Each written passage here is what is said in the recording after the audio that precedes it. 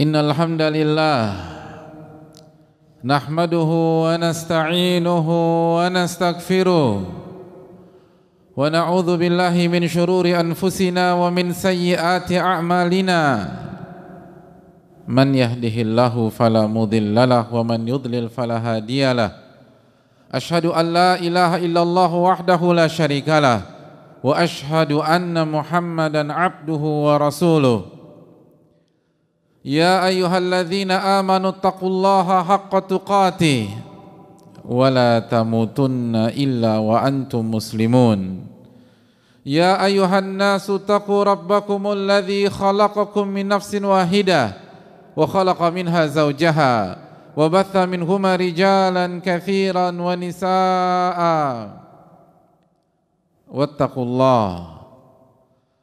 Wattaqullaha alladzi tasaaluna bihi wal arham innallaha kana 'alaikum raqiba. Ya ayyuhalladzina amanu taqullaha wa qulu qawlan sadida yuslih lakum a'malakum wa yaghfir lakum dhunubakum wa man yuti'illaha wa rasulahu faqad faza fawzan 'azima. Wa ba'd. Ma'asyiral muslimin,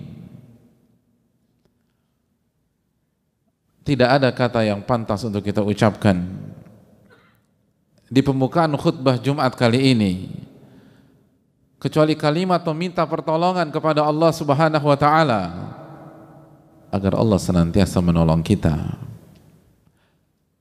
Kalimat pertolongan kepada Allah Subhanahu wa taala agar Allah memberkahi kita, memberikan kita ilmu yang bermanfaat dan memberikan kita ketakwaan di dunia sehingga kita bisa bahagia di dunia maupun di akhirat.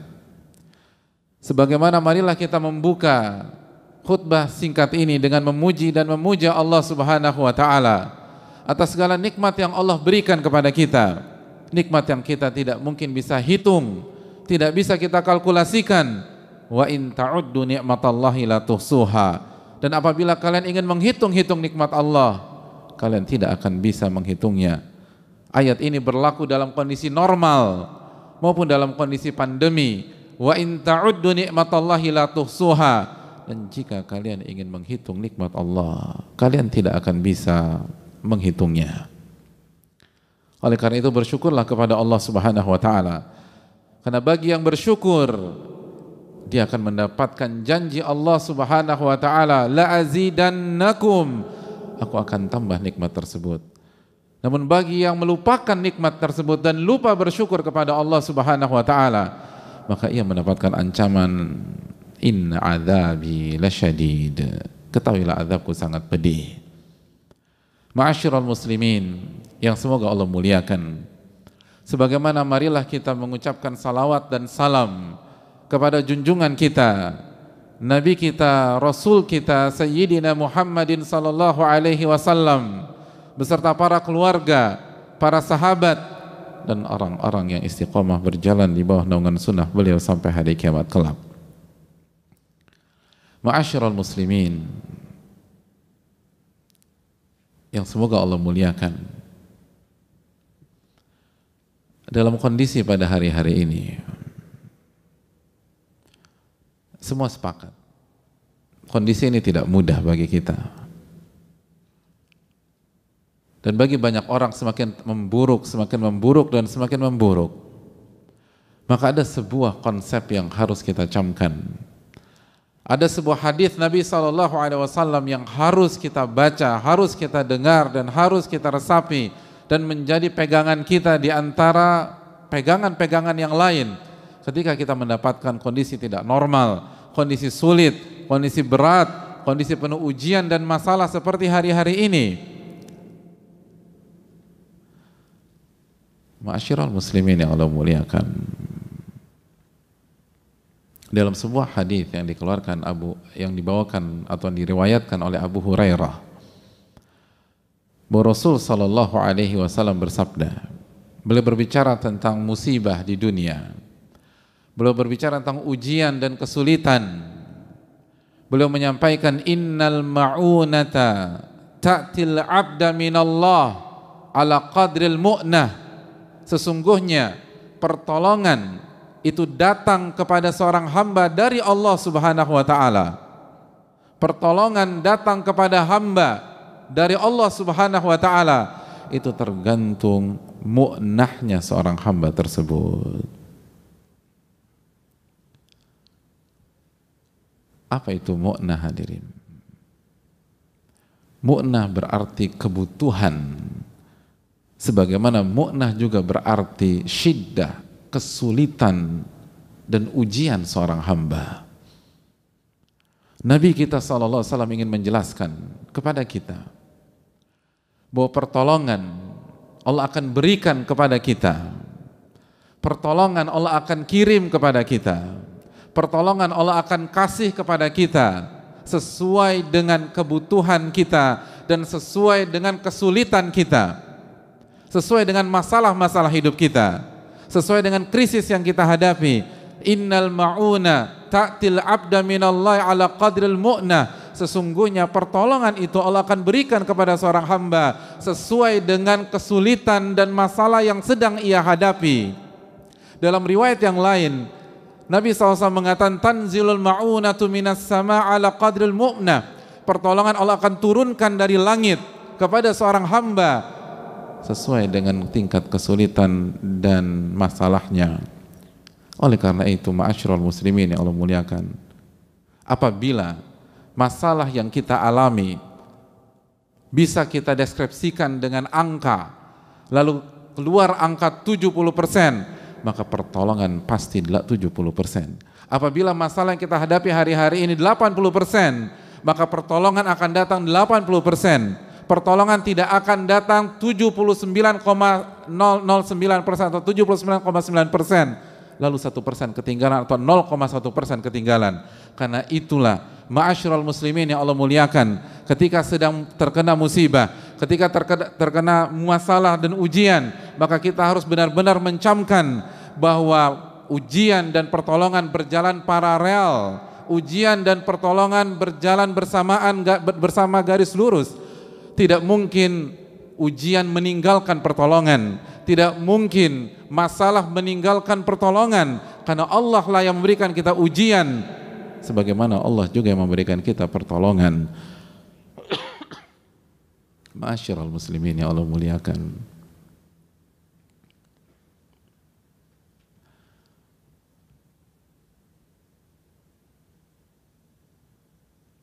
intinya adalah kemana iman terhadap hadis ini, kemana keyakinan kita. Karena hadis ini hanya untuk orang-orang yang percaya kepada Allah dan Rasul-Nya. Hadis ini hanya untuk orang-orang yang punya keyakinan kepada Rabb-Nya. Allah Subhanahu wa taala berfirman dalam hadis qudsi, ana inda dhanni abdi bi, in khairan fa khairun wa in syarran fa syarr. Aku tergantung prasangka hambaku terhadap diriku. Aku tergantung keyakinan hambaku terhadap diriku. Kalau keyakinan dan prasangkanya baik, maka akan baik yang akan terjadi. Apabila kita yakin pertolongan itu akan datang, maka Allah akan datangkan pertolongan. Dan sebaliknya, wa in syarran fasyarr, kalau ternyata kita suudzon kepada Allah, buruk sangka kepada Allah, pesimis ketika menghadapi hari-hari ini, maka yang akan datang adalah masalah berikutnya dan tidak ada solusi sama sekali. Wa in syarran fasyarr, kalau buruk sangka, maka yang terjadi adalah keburukan.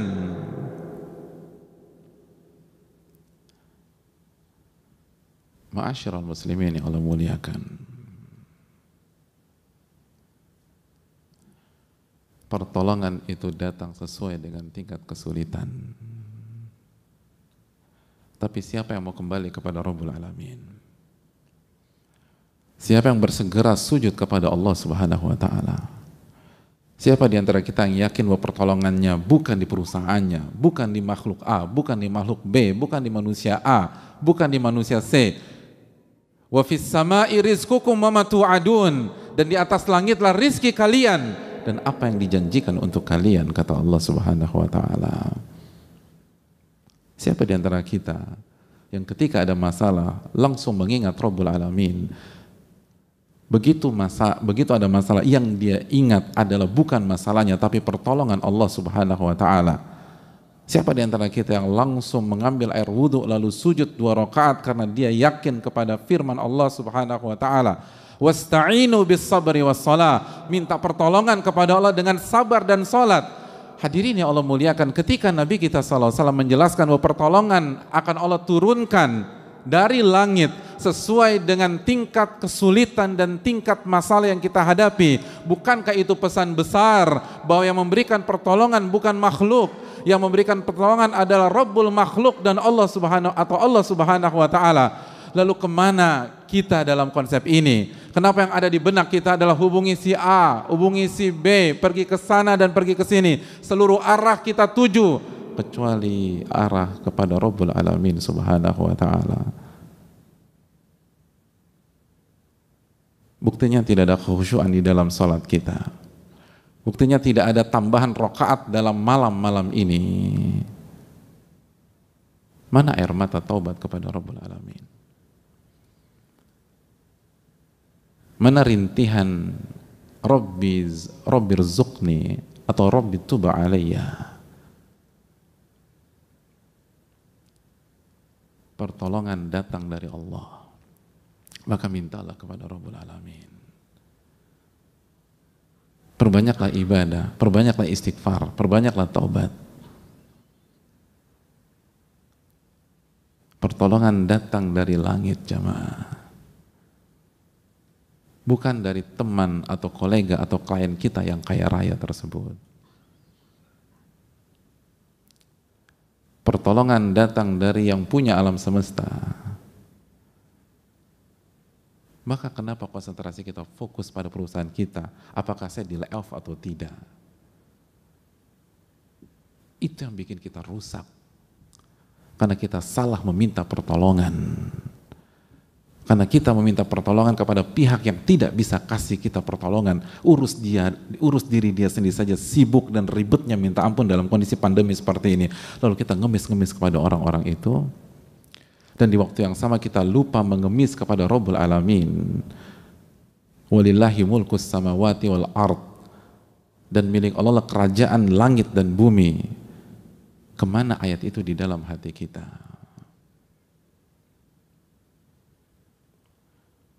Hadirin yang Allah muliakan. Hidup dan ujian tidak bisa dipisahkan.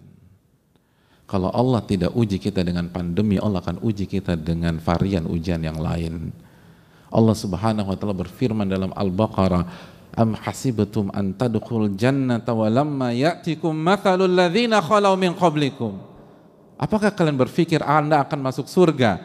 Apakah kalian berpikir kalian akan masuk surga dan kalian belum mengalami ujian-ujian yang dialami oleh umat-umat sebelum kalian? Masathumul ba'sa wa dharra wa zulzilu. Mereka digoncang, mereka mendapatkan kesulitan, kesengsaraan, dan mereka digoncang-goncang, zulzilu.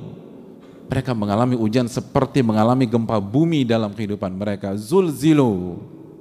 Digoncang di atas ke bawah, kanan kiri, digoncang-goncang oleh Allah. Sampai Rasul pada saat itu dan orang-orang beriman bertanya kepada diri mereka, mata nasrullah, kapan pertolongan Allah itu datang? Lalu Allah merespon, Allah inna nasrullahi qarib. Ketahuilah pertolongan Allah itu dekat. Pertolongan Allah itu dekat. Namun kita terburu-buru.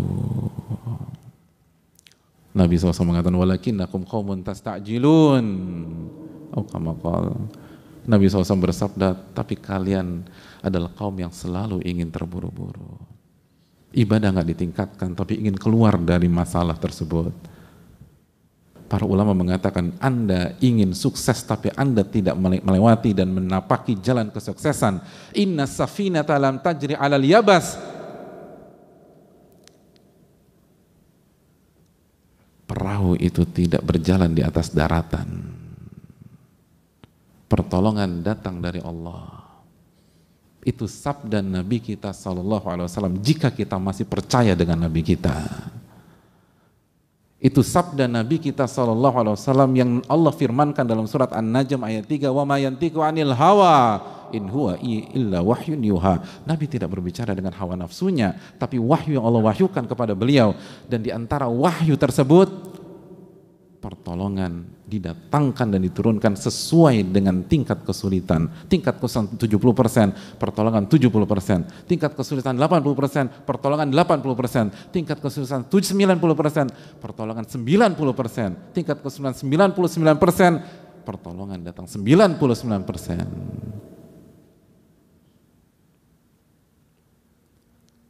Fa'tabiru ya ulil albab.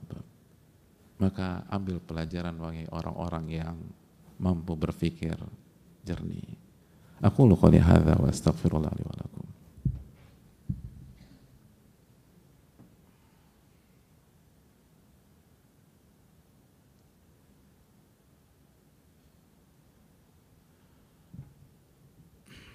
Alhamdulillahi hamdan katsiran thayyiban mubarakan fihi kama yuhibbu rabbuna wa yarda, wa salatu wassalamu ala nabina Muhammadin wa ala alihi wa sahbihi ajma'in. Ma'asyiral muslimin yang Allah muliakan, hadis di atas belum selesai, hadis di atas belum berakhir, karena mungkin ada di antara kita yang bertanya, bukankah pertolongan seringkali tidak datang bersamaan dengan datangnya masalah dan ujian?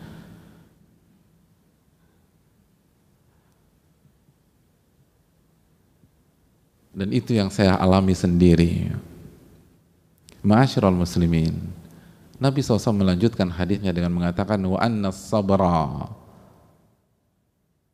ya'til abda ala qadril musibah. Dan kesabaran Allah datangkan kepada seorang hamba sesuai dengan beratnya musibah. Betul, masalah datang di bulan Januari misalnya, atau di bulan Februari, atau di bulan Maret, lalu sampai sekarang pertolongan yang clear itu belum terlihat, tapi Allah memberikan solusi. Allah berikan kesabaran yang membuat kita bisa menjalani hari-hari berat tersebut sampai benar-benar semuanya diselesaikan oleh Allah Subhanahu wa Ta'ala. Dan kesabaran yang Allah berikan sesuai dengan beratnya musibah yang kita rasakan. Kesabaran yang Allah berikan sesuai dengan rasa sakit yang kita rasakan. Kesabaran yang Allah berikan sesuai dengan kekuatan yang kita butuhkan. Wa anna sabara ya'til abda ala qadril musibah. Sabar akan didatangkan kepada hamba sesuai dengan beratnya musibah.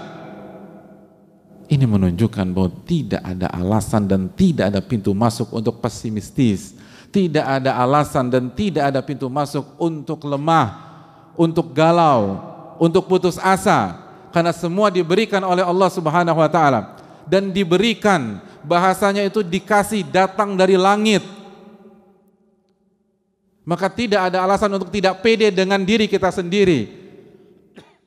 Tidak ada alasan mengatakan saya nggak mampu, saya nggak sanggup. Betul, siapa yang sanggup di antara kita? Sedangkan Allah berfirman dalam surat An-Nisa ayat 28, wa khuliqal insanu dha'ifa. Manusia diciptakan dalam kondisi lemah. Tapi yang perlu kita ingat, ini diberikan oleh Allah Subhanahu wa Ta'ala. Ini bukan tentang kekuatan kita, tapi pertolongan yang Allah diberikan kepada kita. Ini bukan tentang kemampuan sabar yang lahir dari dalam diri kita semata, tapi kemampuan sabar yang Allah berikan kepada kita. Maka tidak ada alasan membuka pintu kepada syaitan sehingga syaitan melemahkan kita, merasa kita lemah, merasa kita down, merasa kita nggak mampu menghadapi ini semua. Karena ini bukan tentang kemampuan kita memang lemah, itu sudah confirm dari Allah Subhanahu wa Ta'ala.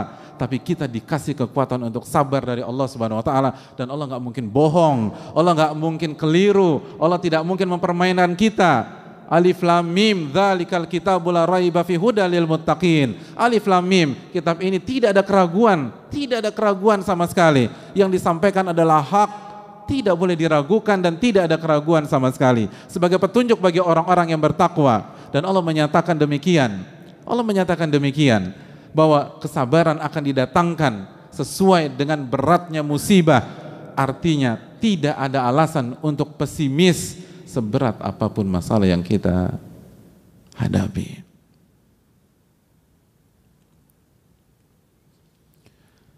Dan jangan pernah buka pintu kepada syaitan. Jangan pernah buka pintu kepada syaitan.